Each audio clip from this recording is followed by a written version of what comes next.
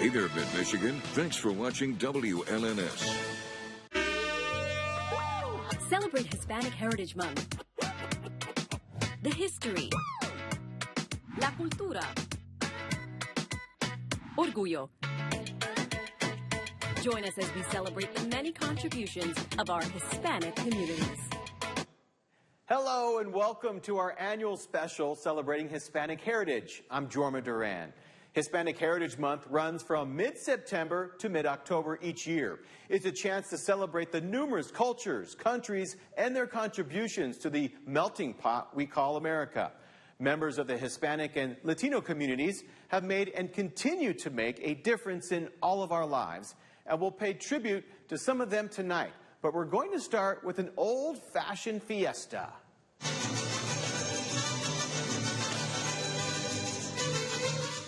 This is how they got the party started in Lansing to kick off the month. A colorful reception at City Hall that included speakers, music, and a dance performance by Maria Louise performers. The event also included local elected officials, including Lieutenant Governor Garland Gilchrist.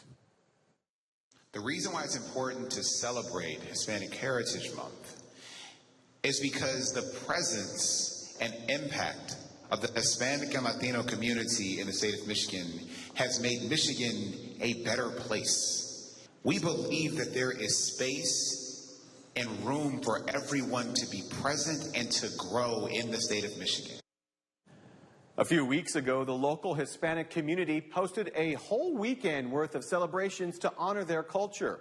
The four-day celebration included a dance class and mixer.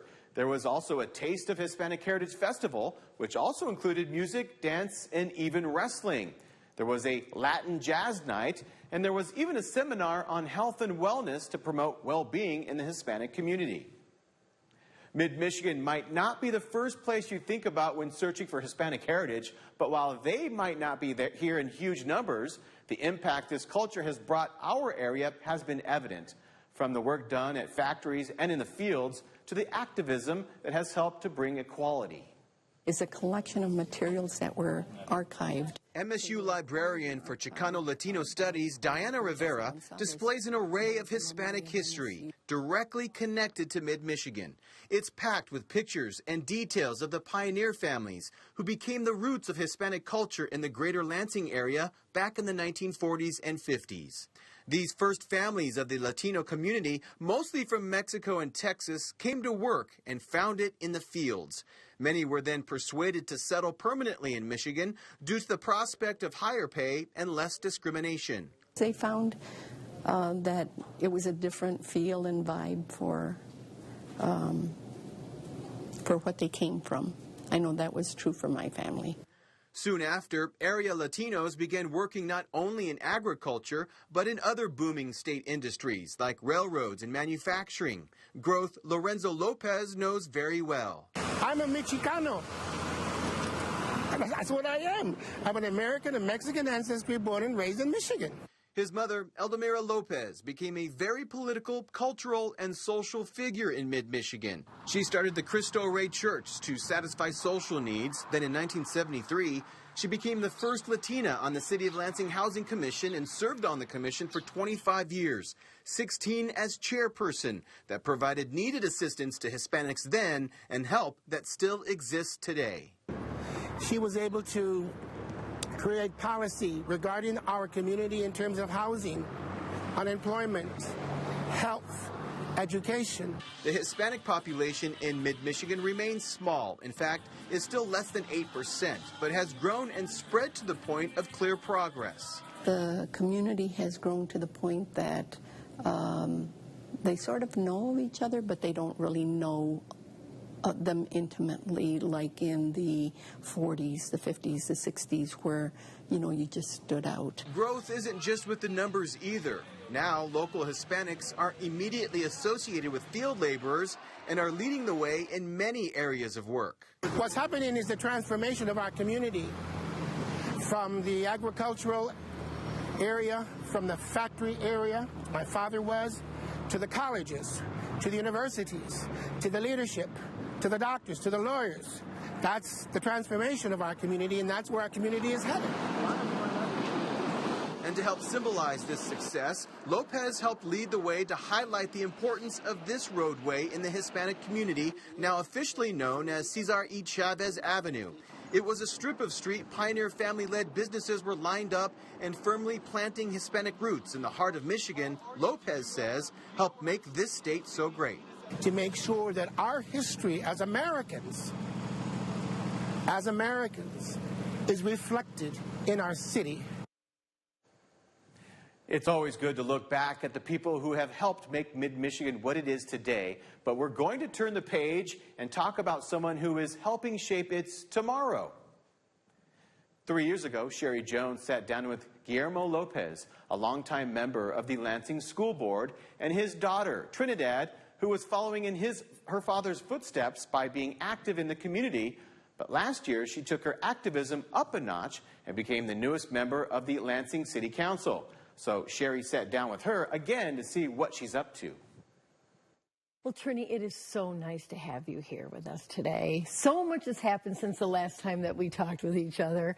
Congratulations on becoming an official Lansing City Council member, the first Latina to actually serve on the Lansing City Council. Yes, thank you so much, and thank you for having me here. I really appreciate it. Tell me about your first few months on the council, and what has that been like for you? Yeah, I mean, this is my first year in serving on City Council.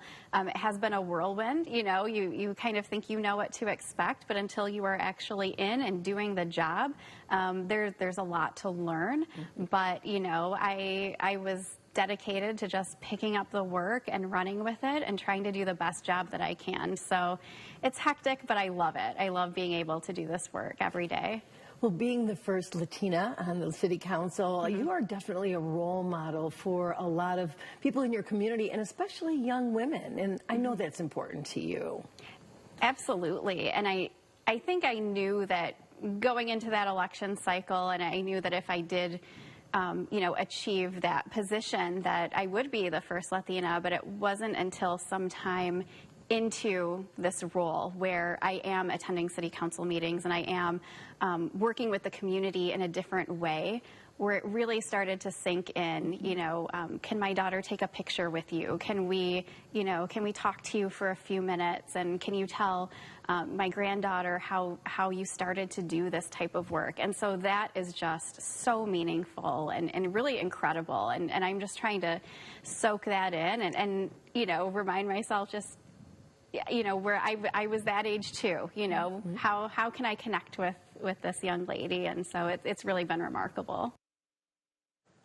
When we come back, Sherry will continue her conversation with the councilperson. And we'll also tell you about places that offer not just those hard-to-find ingredients, but also a taste of home. We'll be right back. Celebrating National Hispanic Heritage Month with the Greater Lansing Hispanic Chamber, an organization focused on workforce development and business education for the region. We create real opportunities for individuals and businesses to succeed. Through partnerships and programs like Six in the City, we help build a stronger community by connecting people and businesses for a better life and the American dream. The Greater Lansing Hispanic Chamber, here to serve, support, and uplift. We don't exist to ask for help. We are the help.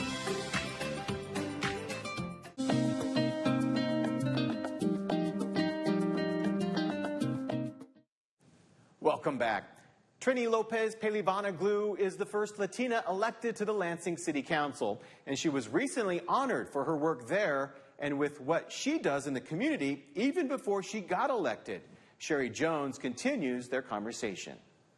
Service to your community isn't just a you thing. It goes back to your dad. Yeah. And share with our viewers about that, about your father and your relationship and how community service is really in your DNA. Yeah, absolutely. So my dad has been on the Lansing School Board for over 20 years. Guillermo Lopez. Yeah, Guillermo Lopez. And so when I was younger, that's when he began his sort of political journey and putting in the work to again make positive change. And so there's more to it than just what you see out in the community, even attending events or going to meetings. I would see him at the kitchen table poring over paperwork and analyzing policies and then making determinations at that next meeting on everything that he was taking in and soaking in. And so, you know, I could see that at home and how much time and dedication it took and why he felt it was so important to give back to the community. I mean, he himself is a role model to so many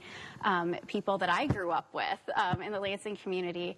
And so it felt natural that as I grew up and I found my own way, I just wanted to give back and I wanted to serve. Everything from, you know, attending PTA meetings to being on the Cristo Rey Community Center board, and later on deciding that with all of my experience and all of those years serving the community in different ways, I could be effective as a city council person. And so I knew what type of dedication that would take because I saw him go through all of those steps. And so it was really inspiring to me. Well, that inspiration has definitely paid off. You just received Latina Woman of the Year. Congratulations. Yes, thank you so much.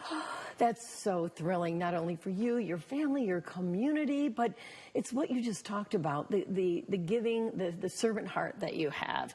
How exciting. Congratulations. Tell us about that. I work really hard every day. I get up and I go to work and I just try to do my best, and I don't expect recognition for that. That's what I should be doing in this type of role. But I'm so grateful. I'm grateful to have earned that spot on City Council. I'm grateful that I get to connect with residents every day. And then in my day job with the state of Michigan, I'm serving residents across the state of Michigan. And so I feel blessed and very grateful for everything that I am able to do. While they live here in the United States, many people in the Hispanic community also long for the taste of home, literally. Many homemade dishes use ingredients that you might not be able to find at your local Meijer. That's where supermercados come in. These local grocery stores offer not just those hard-to-find ingredients, but a taste of community, too. Elena Cushino shows us how. For Jose Luis Martinez, Supermercado Mexico is like no other store. This store has everything here. I found everything. He lives in Holland, but while visiting his niece, he stops in to shop, picking up meat for enchiladas and chilies for his famous margaritas. I buy a lot of kind of different peppers, and I put tequila in there, and I leave tequila like for 2 or 3 weeks, and we make spicy margaritas. He is just one of the shoppers checking out the store's aisles filled with fresh produce, meat, bread, and more. And more aisles like this will be popping up here in West Michigan as Supermercado Mexico is planning to open up their 4th location. We are very close, hopefully, to being able to actually break ground on the project and get something like that open. The chain has grown fast, with the first store on Clyde Park Street opening in 2006. 2 years later, they bought the second shop on Chicago Drive in Wyoming, then this store on Division. Now the newest addition will be on Cesar y Chavez in South Grand Rapids. Owners say the interior will look similar to the store on Division. This is kind of what the new model and the eventual further expansions are going to look like, is stores like this. The owners hope the new store will help families enjoy Hispanic products they can't find elsewhere and pass on their traditions from generation to generation.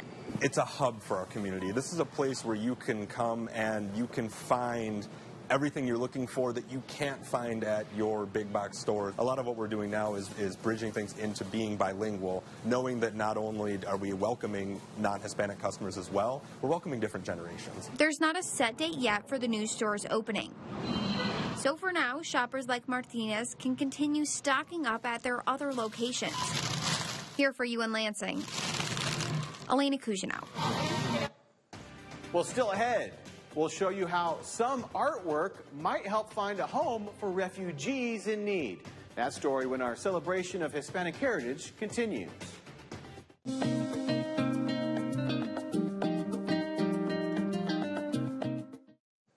Migrant children who enter the U.S. without their parents need a place to call home, and so a group called Samaritas does what it can to support them. Terrence Simmons shows us how the group, with the help of one of those migrants, is using art to help make that happen. We are always working hard to make this country good. Selma Vasquez is more than 1,000 miles away from home. She came to the States with nothing but hope. Hope for a better future. You came here for a better life, better choices. Vasquez is one of many refugees crossing our border every day. She says she left her country of Honduras at the age of 16, where she ended up in El Paso, Texas. Back in my country, I was not living like a really good life. Now at the age of 24 and living in Lansing with her 5-year-old son, she's found a love for painting. Paint helped me a lot to go through all those bad things that happened to me. Her art is being featured at Fiesta Chadra. The event is to help tell the story of refugees living in the U.S. Daniel Sosa, recruiting lead with Samaritas, says these kinds of events bring awareness to the ongoing issues around immigration. So it saddens me to hear that kind of rhetoric in the media because it really comes down to a lack of information and misinformation. If we really took the time to look at the immigration system and see why things are the way they are, I think we would have a clearer picture of what immigration really looks like in this country. Vasquez says everyone is the same regardless of where they're from. We are humans. Everybody is human. It's just because different colors or because we came from different countries, it doesn't make sense. Samaritas helps Michigan families house refugees from all over the world. And if you're interested in helping out, we've got some information in the Scene on 6 section of our website, WLNS.com. Well, still ahead, we're going to take a look at Hispanic culture through a different lens by showing you how you can learn more about the culture at your local library. So stay tuned. Our celebration of Hispanic heritage will be right back. We've talked a lot today about music, art, and dance as a way to honor Hispanic culture, but you can also celebrate by plopping down in your favorite chair and reading about it. So Megan Vaselli stopped by the Capital Area District Library to get some suggestions. Yes, I'm so excited to be here because this is a collection that's really dear to my heart, and what I love about it is it's growing every year, all the time. And this is just like the scratch the surface little display that we have here of some of the titles that run the range of really from babies all the way to our large print collection or books on CD. So this collection is just wonderful in its range and its scope, including ebooks and our e-audiobooks. We have a wide range here, but I'll just talk about a few. So this one is Abuelo, the Sea, and Me, written by Ismay Williams and illustrated by Tatiana Gardel. And what really stood out for me about this title is there's so many wonderful stories about children and their abuelas. But this is about a child and her abuelo. And it's about her experience with him at the beach and his recounting of his childhood in Cuba and some of those memories that he thinks he really misses and how the beach sort of triggers those memories. So just a really beautiful story. Another one that I have not read yet, but my colleague absolutely loved and sort of gushed about on our Bookbound podcast that we do. This is Crucita and the Mariacheros by Ashley Granillo. And this one is a wonderful story about a girl who works in her family's panaderia, and she wants to be sort of a movie star, a singer, but she ends up having to learn mariachi, which she doesn't want to learn at first, but it's one of those wonderful growing up stories about how that changes her and helps her embrace her Hispanic heritage. One that really stood out to me this year, I'm always looking for things like, where do we have literature on this topic already? And one of them that stood out to me this year is The Volcano Daughters, a novel by Gina Maria Balibrera. She's a Michigan author, born in California but moved to Michigan. And this one really talks about it's a difficult novel. It's a historical fiction about the Salvadoran genocide in 1930s, but it's a story that's sort of reclaiming the stories of the survivors, and it's narrated by some of the ghosts. So just a really riveting, intense, but powerful work. But with Cattle, you can place a hold and have the material sent to any branch you'd like. Well, thanks, Megan, and thank you for joining us as 6 News celebrates Hispanic heritage.